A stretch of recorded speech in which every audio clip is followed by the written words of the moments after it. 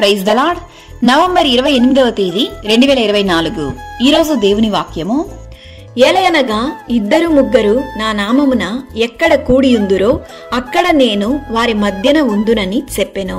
మత్తయి సువార్త 18వ అధ్యాయం 20వ వాక్యము. అవును క్రీస్తునందు ప్రియులారా, యేసు నామములోని దేవుని మహిమ, దేవుని బలము, శక్తి, ఆయన నామము ద్వారా అనేకులు స్వస్థత పొందుచున్నారు.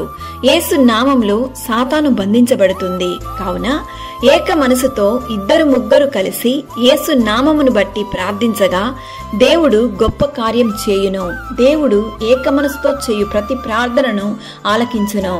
మీలో ఇద్దరు తాము వేడుకొను దేనిని గూర్చేయనను భూమి మీద ఏకీభవించిన ఎడల అది పరలోకమందున్న నా తండ్రి వలన వారికి దొరుకునని దేవుని వాక్యం సెలవిస్తుంది. కొందరు రథములను బట్టియు కొందరు గుర్రములను బట్టియు అతిశయపడుదురు, కాని మనమైతే మన దేవుని నామమును బట్టి అతిశయపడుదుము. దావీదు కీర్తనకారుడు ఈ విధంగా పలుకుచున్నాడు: నా ప్రాణమునకు ఆయన సేద తీర్చుచున్నాడు, తన నామమును బట్టి నీతి మార్గములలో నన్ను నడిపించుచున్నాడు అని. నా నామమున మీరు నన్నేమి అడిగినను నేను చేతును. మీరు నా నామమున దేని నడుగుదురో తండ్రి కుమారుని యందు మహిమపరచబడుటకై దానిని చేతును. ప్రభువు నామమును బట్టి ప్రార్థన చేయు వారందరూ రక్షణ పొందుదురు అని దేవుడు చెప్పుచున్నాడు. కావున దేవుని సన్నిధిలో మోకాళ్ళుని ప్రార్థించదమా? దేవుడు మనకు అనుగ్రహించు ప్రతి దీవెనలను పొందుకొని ఆయన నామమును మహిమపరుద్దాం.